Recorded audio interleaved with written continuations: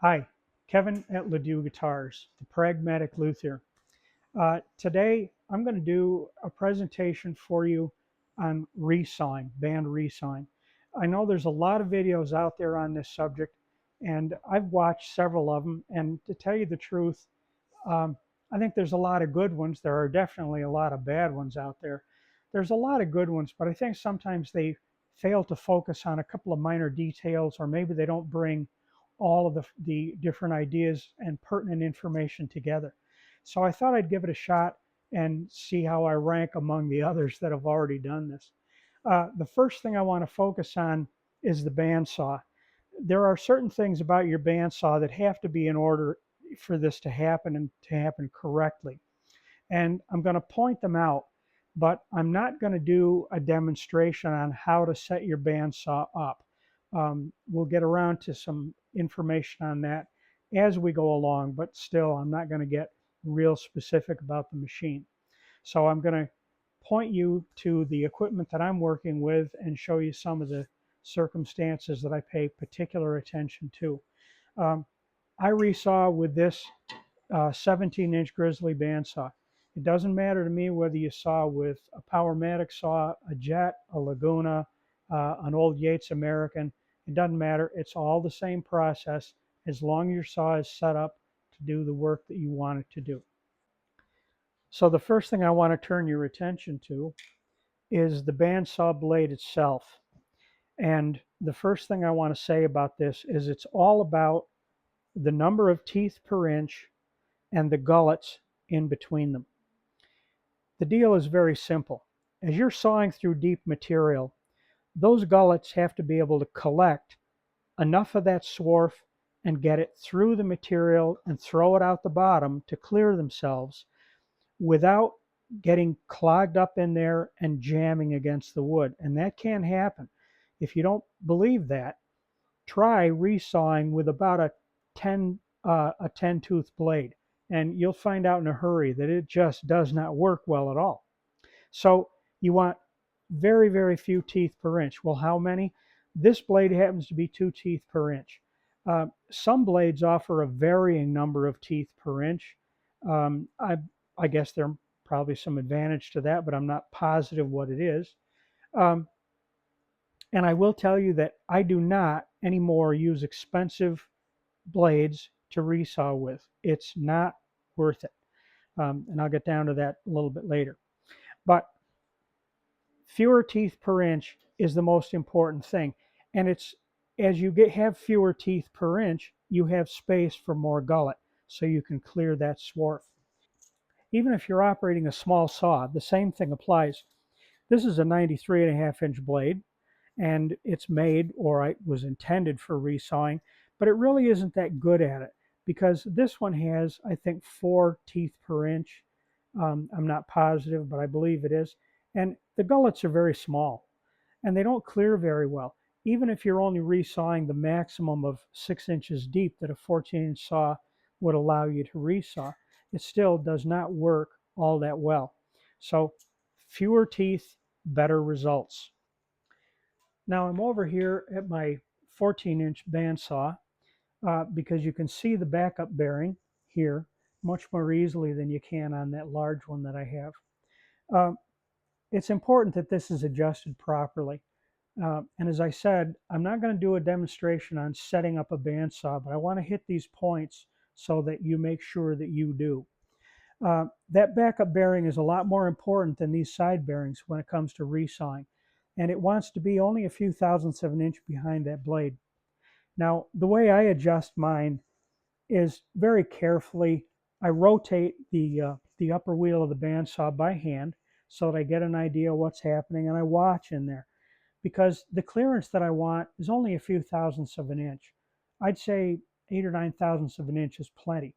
Um, you want that thing to be ready to back that blade up as soon as pressure hits it, but you don't want it to be spinning all the time because that implies that it's pushing outward on the blade. That's an effect that we don't really want. Um, Now, these side bearings or guide blocks, whichever one you happen to have, doesn't matter which one, they both work real well. Uh, Those need to be adjusted up close to the blade, of course, but as I mentioned, for resawing, they're far less important than you might think. These are there to keep the blade from rotating under the torque of cutting curves, especially, if you cut a little bit too tight, you tend to pull that blade. They assist a little bit in that regard. So let's go back over to the large bandsaw where I'll show you a detail about blade position. Now there's considerable opinion uh, about where a blade sits or should sit on the upper wheel of a bandsaw. This manufacturer wants you to put the blade right in the middle of the wheel, the body of the blade. And I've found from my experience in resawing that does not work. Um, with the blade running on the crown of the wheel, it has literally leverage to wander away from the cut. It's balanced on a precariously narrow spot right there. Um, so my experience has been that I want just behind those gullets, I want that to be the center of that wheel. Just behind the gullets are centered on the crown. And I found that on this particular saw, that seems to work best. Others have other opinions, but remember, regardless of the opinions, what it comes down to is once you get this thing set up and it's behaving correctly and doing what you want it to do, then it must be set up properly. Don't forget, it's the science is one thing, but it's actually doing the work. The proof is in the pudding, so to speak. So I suppose blade tension is something that I ought to address. I hate to, in a way, because that seems to be something that is polemic, if you will. I tension my blades by simply raising my upper guide, and I back off the bearings completely. And at low tension, I start the saw and I bring the tension up. The blade will flutter like crazy. As soon as that blade comes to proper tension, that fluttering will stop. If I were to overdo that and put too much tension on the blade, the saw will begin to moan a low pitch. And I think almost any saw will tend to do that. If you have a good tensioning spring or you have another gauge or something on the saw that you trust, then you're good to go. Now, the last thing that I want to address, and this is the really, really super important one regarding resawing. You have to have the blade and the rip fence operating in the same plane. And simply adjusting the rip fence along a straight edge like this to accommodate for that is guesswork. That's all it is. That I don't know why anybody came up with that line of thinking. It makes no sense to me at all. I want to point you with regard to keeping that blade and that fence in the correct orientation with one another. I want to point you to a video by Michael Fortune. I think the title of the video is Taking the Drift Out of a Bandsaw. I have found no one who knows more about doing this than Michael Fortune, and I want anybody to watch that video. What he explains is how to loosen the blade, he explains how to loosen the table, literally down here at the trunnions, if you can see those, and rotating the blade, or rotating the table to accommodate for the position of the blade and taking drift out of it. After you've taken the drift out of the saw, then you can set up your rip fence parallel with the miter gauge, and you'll be good to go. I will let him explain that. His video is much better at explaining that than I have just been.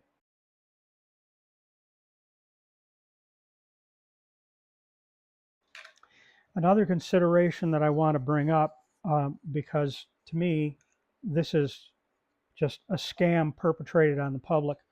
Um, there are resawing outfits that you can buy that they'll have a little cylinder similar to this mock-up that you can bolt to a fence, or they'll have a convex block that you bolt to your fence, and this supposedly gives you a point that's tangent to the point of the teeth, and by drawing a line parallel to the edge of your work, you can snake that saw down through there and come up with good resawn lumber. And as I said, that to me, that's a lie perpetrated upon the woodworking public. And don't do that. You can do so much better. So the last consideration before you actually do the resawing is the lumber itself.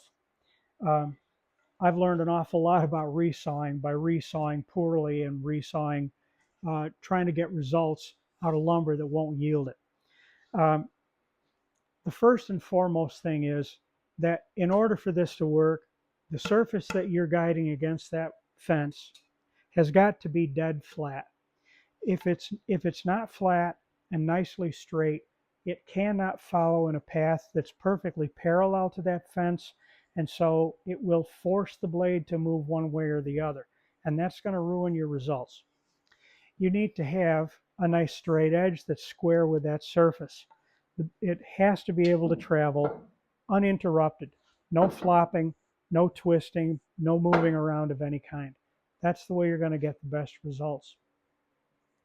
Now, I've also noticed over the years that there are stresses in lumber, and that as you get a piece thinner and thinner, sometimes even at a half an inch, 5/8 of an inch, you open a piece of material up and all of a sudden you'll see one side or the other, it may cup just a little bit. And it may cup so that you have a concavity toward the fence or a convexity. There's no way to predict, I don't believe, which way it's going to go.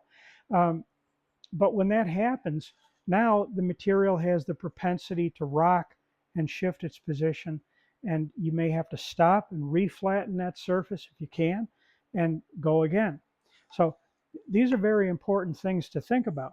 The other thing that I've learned over the years is I'm not going to resaw anything that I don't need. In this particular case, I'm going to saw guitar rims. So I have a piece of hickory that I cut out of a plank that was over twice this width. Uh, but I rough sawed it out at about 5 inches wide, and I've got it at 36 inches long because that's going to give me the guitar rims. There would be no point in trying to cut that plank, which happened to be somewhere around 6 or 7 feet long. There would be no point in doing that. So make sure that you reduce your material as far as you can before you process. Now, if you're making furniture, those could be much larger pieces, I understand. But for guitar work, of course, guitar makers, we don't really resaw anything more than 36 inches long, do we? So I'm going to set up the saw, and I'm going to take a pass at this and show you how this works. I have my fence here. I do use this aluminum auxiliary fence that came with this saw. The actual fence is a narrower one. I do want the assistance of that fence to keep this piece of material up straight and keep it working well. Uh, if you don't have one of these, it might be a good idea to make one for yourself. I don't think the length is terribly important, but if you used a short one, I would want to make sure that you had it just past the outfeed side of the blade, by maybe 2-3 inches is all you'd need. Now, if I were going to resaw specific thicknesses over, say, 3/8 of an inch, then I would just set that up between the blade and the fence. But for thin stuff like guitar rims, no, let's not do that. And there's a couple of reasons.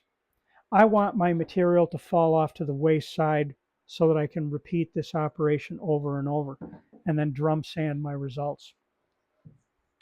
In order to set up, predetermine, I should say, the thickness of the material that I want, I just made this little device here that sits in the groove in the table, like so, and it's adjustable back and forth so that I can have this end of it at a predetermined distance away from a tooth on the blade that leans to the outside. And once I have that adjusted, there it is.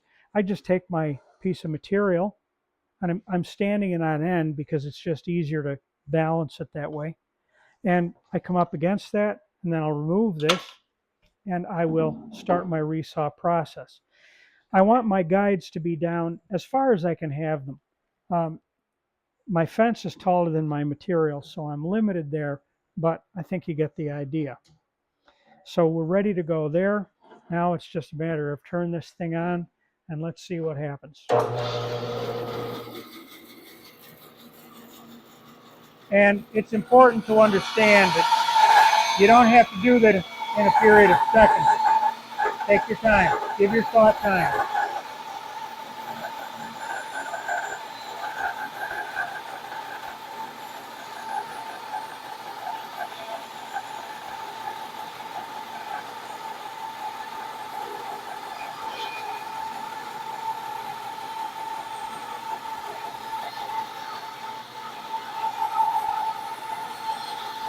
I have my right hand positioned so that I've got the material against the fence and I'm driving with my left hand.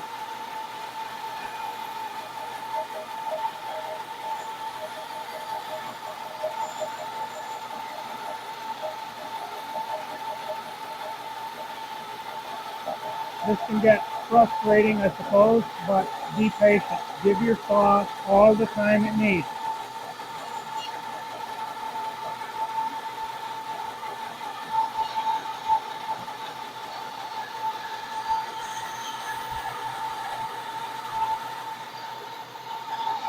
Now I'm going to shift my position and come over here where I can grab the outfeed side, being very careful with my right hand.